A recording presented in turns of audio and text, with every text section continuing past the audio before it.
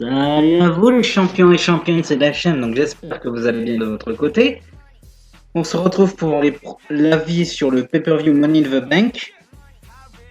Je sais pas quoi dire là, je suis un peu surpris. Excusez-moi. Je suis un petit peu surpris par rapport à la fin du show. Je vais y revenir, mais là honnêtement, je vois pas l'intérêt. Je vois l'intérêt pour une personne, mais l'autre personne, je vois pas l'intérêt. Mais bon, allez. Allez, on va essayer de se concentrer un petit peu, mais là, la fin de ce pay-per-view, les deux matchs Money in the Bank, faut que j'en parle. J'ai noté tout. Ça va être le match le plus long à développer, mais voilà, j'ai noté quasiment tout ce qu'il fallait. Alors, on va commencer par le pré-show, que je n'ai pas regardé parce que c'est un match qui n'a pas de cohérence. C'est un match qui a été rajouté après SmackDown, c'est-à-dire samedi soir ou même dimanche, je ne sais plus. C'est avant le pay-per-view, ça a été rajouté, c'est Jeff Hardy contre Cesaro. Un match qui a duré 13 minutes 30, mais j'ai pas regardé parce que le match n'a aucun intérêt. S'ils auraient foutu Sheamus, à la limite, je l'aurais regardé. Mais pourquoi Cesaro et Jeff Hardy? Jeff Hardy, oui, il fait son retour, mais pourquoi contre Cesaro? Non, contre Sheamus ça aurait été, contre Cesaro, ça a aucun truc. Donc non. Alors, on va passer au pay-per-view. Le pay-per-view a duré moins de 3 heures. Il a duré environ 2 heures. Je crois que c'était un pay-per-view de 2 heures hein, en plus. Entre 2 heures et 2 heures et demie. Hein. C'est ça. Il a duré entre 2 heures et 2 heures et demie. Il a duré moins de 3 heures. Voilà, c'est pour ça ça me semblait très très court comme pay-per-view. Alors, du coup, le premier match qu'ils ont mis, c'était le match pour l'équipe par équipe de SmackDown, le Fatal 4-Way. Alors, je suis déçu qu'ils n'ont pas mis le match par équipe de Raw parce que j'avais le sentiment que ça aurait pu être bon. Ils ont foutu un autre match random à la place, je reviendrai là-dessus. Mais voilà. Donc, qu'est-ce que je peux dire sur ce match qui a duré 12 minutes? Alors, au niveau des participants, on avait les Forgotten Sons, Steve Coulter et Weasley Black, donc avec Jason Riker. C'est nouveau, donc c'est pour ça que je les connais pas tellement. La Lucha House Party, Gwen Metallic et Lindsay Lohan, John Morrison et The Miz, et les champions, le New Day, Big E et Kofi Kingston.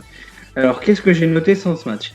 Alors, on a eu un super bon move de John Morrison qui a fait un Spanish Flash sur Gwen Metallic qui est tombé sur tous les autres. Donc, ça, c'est le spot du match. Après, c'est un gros cafouillage, quoi. J'ai vraiment eu du mal à le suivre.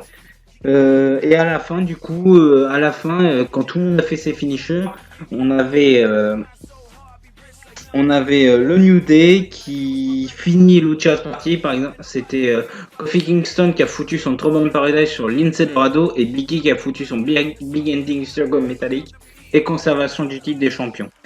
Alors, match plutôt cool. Donc, j'ai eu du mal à suivre tout le match parce que c'était un gros cafouillage. Pardon.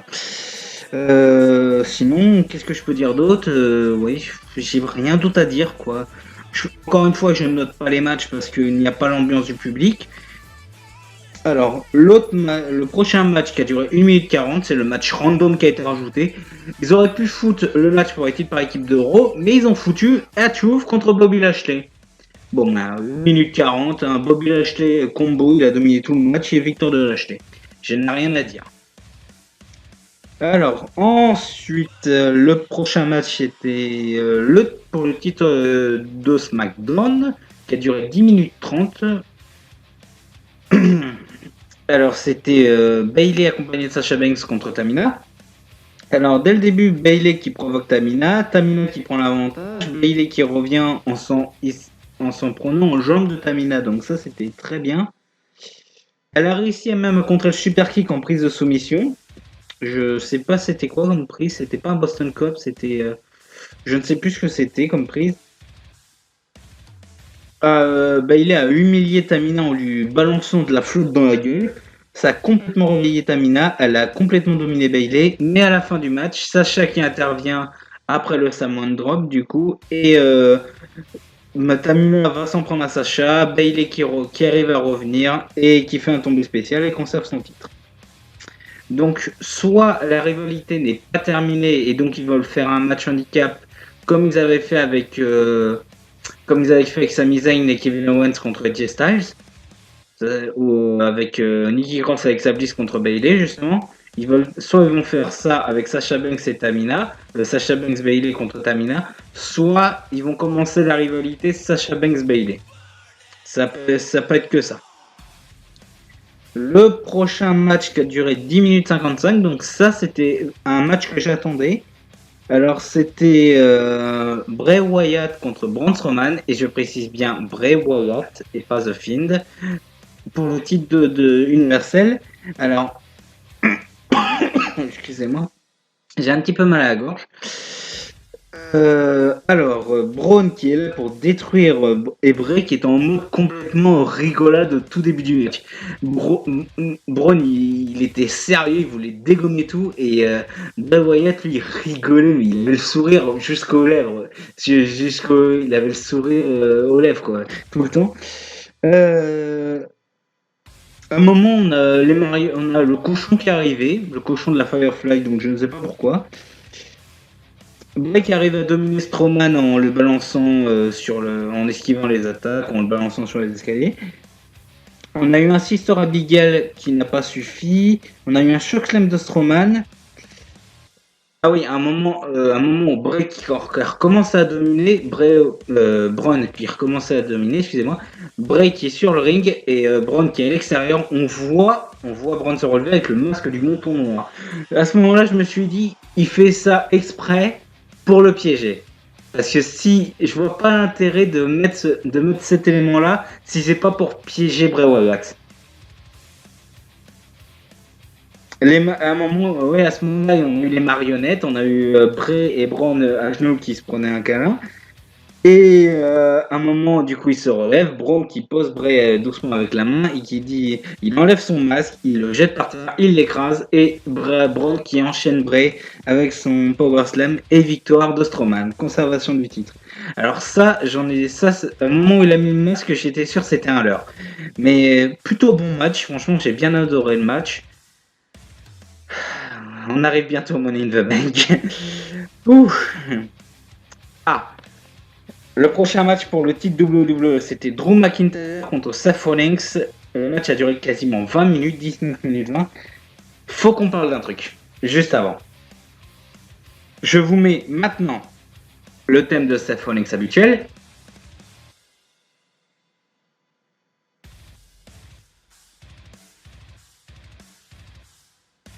Voilà. Et là, tout de suite, je vous mets, attention, son nouveau thème, Messiah.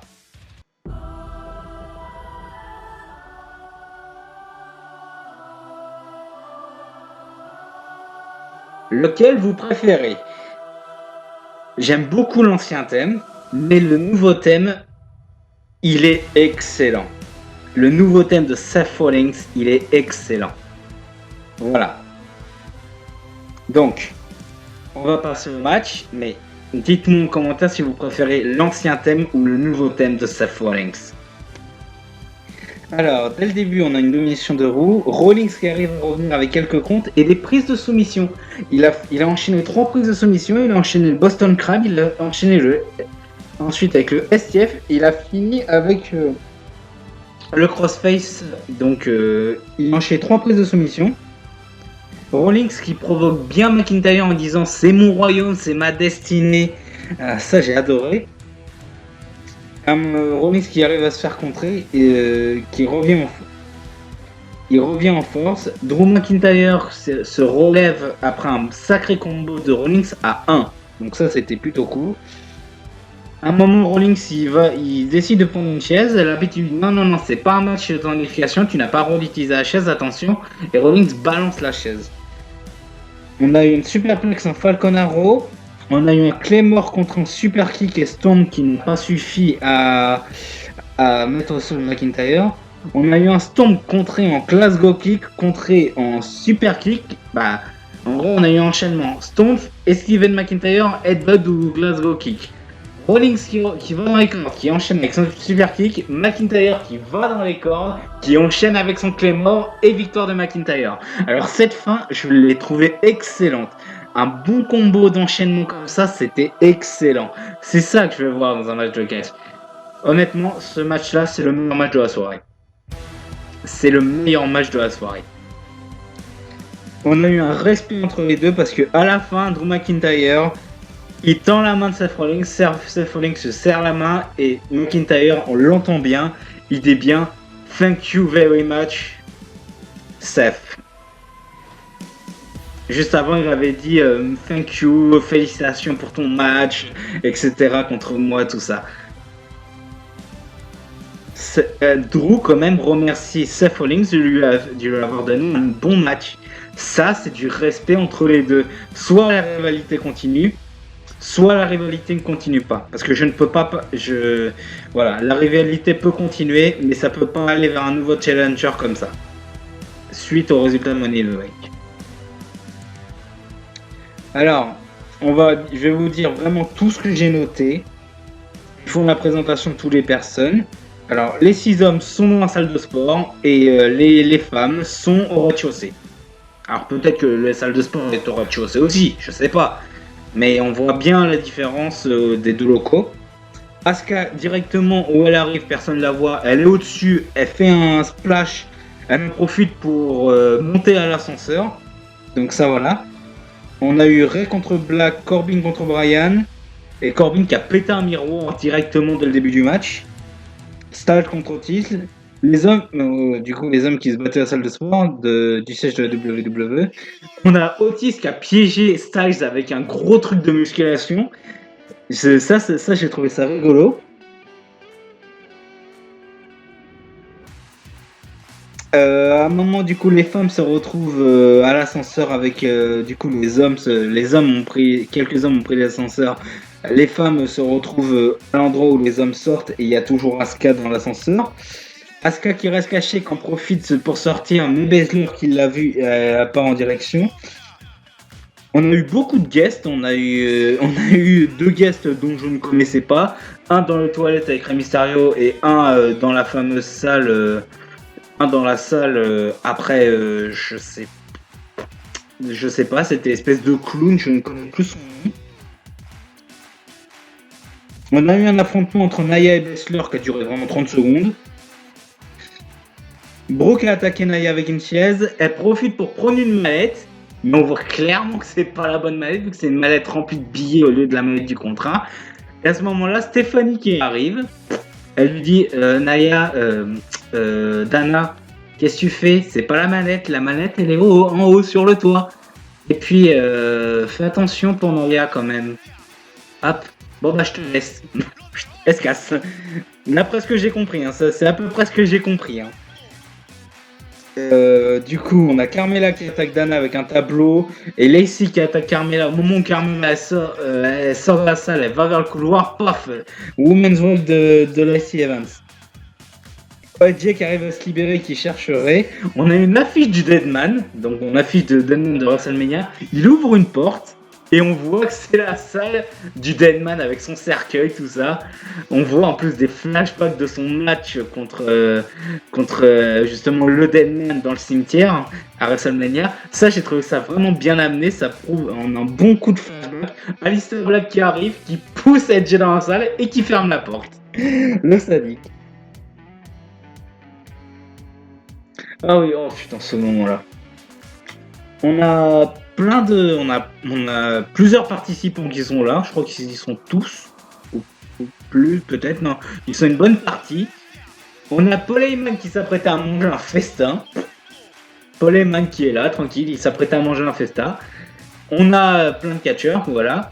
Bataille de bouffe. Ouais, bataille de bouffe. On a Shayna Baszler qui s'en prend à Rey Mysterio avec son Kirofuna Clutch. Et du coup, à la fin, la bagarre continue. On a Carmella qui est hot, qui est vraiment KO parce que Nia l'a balancé sur la table de bouffe. Heyman, lui, il est choqué. Donc, on a face à face entre Nia et Otis. Otis, lui, il arrive dans la cuisine et on entend une musique que je ne voulais plus entendre. La musique de John Laurinaitis. Il arrive dans un espèce de chariot, il fait People Power, ouais. Otis, il a une tarte à la crème à la main, pouf, sur la gueule de John Laurinaitis et il se casse. Et c'est pas le moment le plus drôle, c'est pas le moment le plus drôle. Asuka qui parle en japonais à un mec qui lave le sol, du coup les catcheuses lui font, les autres femmes lui courent après, Dana Brooke qui glisse évidemment dessus. Et là on a une bagarre entre Styles et Bryan, parce que Styles il revient, il défonce Aleister Black et Bryan et Styles se battent. Et ils arrivent dans le bureau de Vince McMahon. Ils arrivent dans le bureau du patron. Et on voit bien en plus le T-Rex, quoi, le crâne du T-Rex, quoi. Ça, c'était une rumeur, mais on l'a bien vu dans le match. Ils arrivent dans le bureau de Vince, Vince il la regarde, Bryan et Styles la regardent. Vince il dit out. Ils s'apprêtent à partir, ils remettent en place. Après ils se disent ouais non t'as flippé contre le boss et tout. Non mais arrête tu m'as humilié devant le boss etc. On n'est pas roi et hop rebagarre derrière. C'était le moment le plus drôle du match. Honnêtement c'était le moment le plus drôle du match. Asuka et Naya qui arrivent sur le toit, ils sont rejoints par Lacey Evans. Asuka qui arrive à revenir à chaque fois mais c'est une warrior. Hein. Naya s'est pris un women's right de la part de Lacey. Ça se bat entre Lacey, Asuka et Naya. Asuka a mis Hot Lacey et Naya en balançant un coup de coude sur Lacey qui était sur l'échelle et Naya elle était juste en dessous. Asuka qui arrive en haut de l'échelle. Corbin qui arrive de l'autre côté de l'échelle. Et Corbin il dit non, prends pas la mallette. Asuka le dégage, elle le tabasse, il dégage. Et Asuka devient Miss Money in the Bank. Donc ça, c'est bon point. Asuka devient Miss Money in the Bank. J'aurais préféré Shayna Baszler. Mais bon. Voilà. Mais il reste la mallette des hommes. Otis qui arrive, il n'arrive pas à monter à l'échelle. Otis, Corbin, Black, Otis et Corbin qui se battent. Black qui arrive avec son Black Mass. Mysterio il arrive. Ça se joue entre Black et Mysterio sur l'échelle. Styles qui arrive. Corbin, Styles qui arrive, qui fout à terre, qui fout dans le ring Black et Mysterio. Corbin qui arrive, il prend Mysterio, il le balance à travers la barrière. Il prend Black, il le balance à travers la barrière. Donc je pense qu'ils sont un étage en dessous dans un truc comme ça protégé. Bryan qui est hot, du coup, il est KO par Corbin.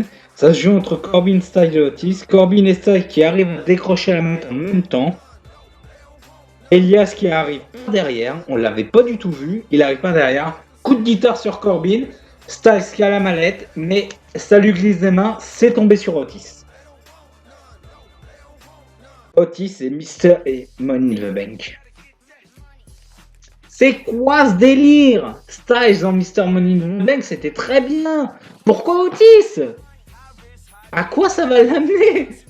C'est ça pourquoi je gueule. C'est pour ça que je suis pas bien. À quoi ça va amener de mettre Otis Mr. Money in the Bank?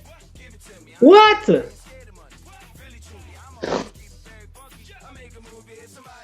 Non honnêtement cette finale là non je supporte pas. Asuka en Miss Money in the Bank c'est très bien. Otis en Mr. Money in the Bank, à quoi ça sert? Et AJ Styles, il a plus le Gary Anderson en Mr. Money in the Bank, ça aurait été génial. Mysterio, il avait pas besoin de la mallette. Black, il aurait pu l'avoir, mais je le voyais pas avec sa mallette, surtout pas cette année. Corbin et Bryan, ils ont déjà eu la mallette. Otis, il est en équipe. À quoi ça sert d'avoir la mallette? Il est en rivalité avec Ziggler et Sonya Deville avec Mandy Rose. À quoi ça sert d'avoir la mallette? À moins vraiment ils veulent faire perdre Otis et que c'est Ziggler qui récupère la mallette. À la limite, au moins c'est Tucker qui s'en prend à Otis, j'en sais rien. Oh là là là là là là. Non, honnêtement, cette fin de match m'a saoulé. Hein. Cette fin de match m'a grandement saoulé. Bon, écoutez, c'est la fin de cette vidéo, les championnes, j'espère que vous l'apprécierez.